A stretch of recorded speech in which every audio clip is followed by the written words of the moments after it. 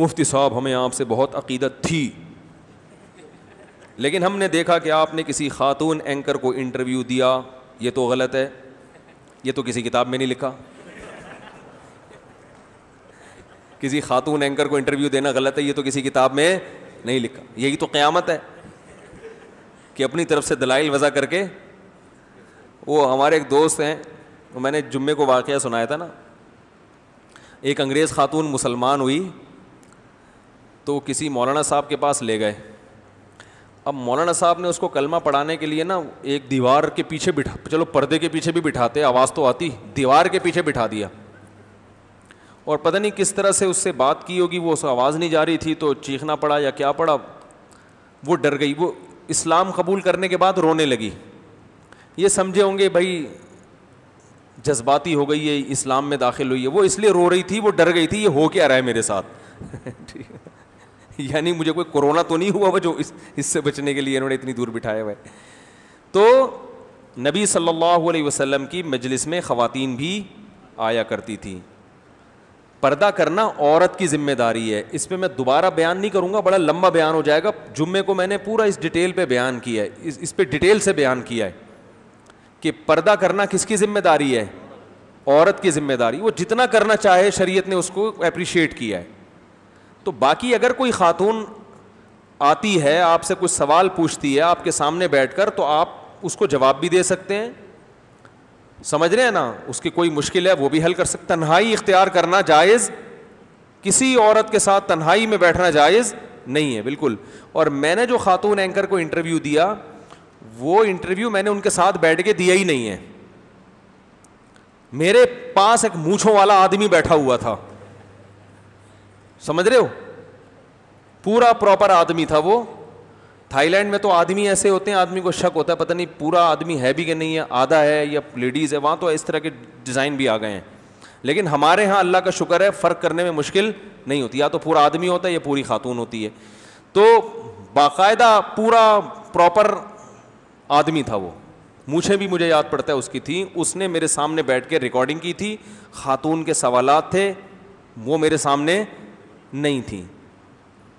جو سوالات مجھے انہوں نے دیے اور میں نے جواب ریکارڈ کروائے تو انہوں نے اپنے ساتھ میرا انٹرویو چلا دیا. اس میں کیا حرج ہے میرے بھائی؟ اب اتنا بھی آپ بلا وجہ ایک خاتون سے سوال پوچھ رہی ہے اس کا جواب دے دو. وہ تو ویسے ہی 25 لوگوں سے سوال، میرے کہنے سے تھوڑی وہ آگے بیٹھی ہیں ٹی وی میں.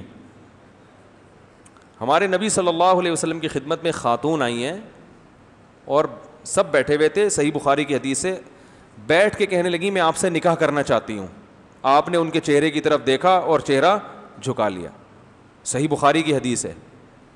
اور یعنی جواب نہیں دیا، یہ اس کی علامت تھی کہ آپ نکاح نہیں کرنا چاہتے. دوسرے صحابی نے کہا یا رسول اللہ میرا نکاح کرا دیں، آپ نے ان کا نکاح کرا دیا، چلو بھائی.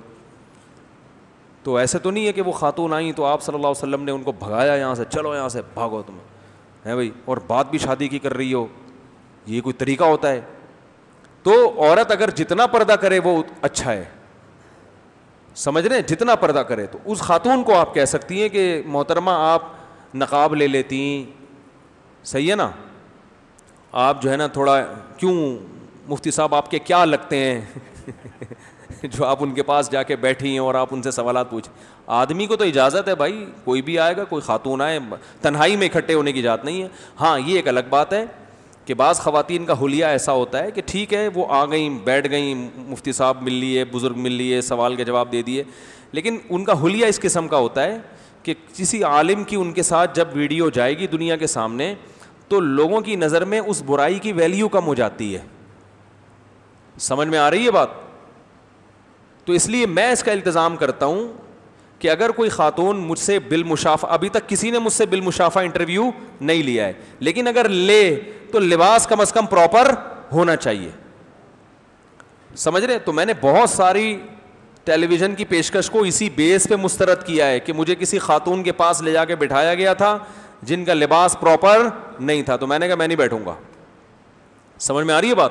تو جائز ہونے کے باوجود نہیں بیٹھا میں، اس لیے کہ اس سے پھر یہ ہوتا ہے کہ لوگوں کے دل سے اس لباس کی نفرت ختم ہو جائے گی. لوگ کہیں گے اتنے بڑے بڑے بزرگ ایسی اس طرح کے سلیو لیس کپڑے پہن کے عورت بیٹھی ہوئی ہے، اتنے بڑے بڑے، ہمیں تو بزرگ ہی سمجھ رہے ہیں نا، ہم تو نہیں ہیں بزرگ، لیکن جو سمجھنے والے وہ تو سب سمجھ بھی نہیں رہے، یہ بھی اللہ کا بڑا فضل ہے. تو لیکن اس سے جو میسج جائے گا وہ یہ جائے گا گویا یہ برائی نہیں ہے. تو اس لیے علماء پر یہ بہرحال لازم ہے کہ اگر کوئی خاتون اینکر ان کے سامنے بیٹھتی بھی ہیں, انٹرویو لیتی ہیں, تو کم از کم وہ اس کو پابند کریں کہ آپ کا لباس کم از کم علماء کے سامنے بیٹھتے ہوئے پورا ڈریس ہونا چاہیے جو ایک مسلمان عورت کا ہوتا ہے. ٹھیک ہے آپ شٹل کاک والا برقع نہ پہنے, لیکن سر پہ کچھ چادر ہو, کچھ تمیز تو نظر آئے نا, کچھ لباس میں تھوڑی سی حیا جھلکنی چاہیے. بالکل سلیو لیس کپڑے پہن کے بیٹھی ہوئی ہیں اور علماء بھی بیٹھے ہوئے اس محفل میں, تو اس کا نقصان یہ ہوگا کہ عوام کے دل سے اس ڈریسنگ کی نفرت نکل جائے گی. سمجھ رہے ہیں؟ تو ایک الگ وجہ سے وہ ناجائز ہے, اس وجہ سے کہ میسج جو آپ کی طرف سے جائے گا وہ میسج کیا جائے گا, غلط جائے گا. ایک پٹھان بھائی کا فون آیا, ابے مفتی صاحب تم کسی لڑوتوں کے سامنے, لڑکیوں کے سامنے آ کے بیٹھنے لگے یار, تم بھی وہی ہو گئے یار.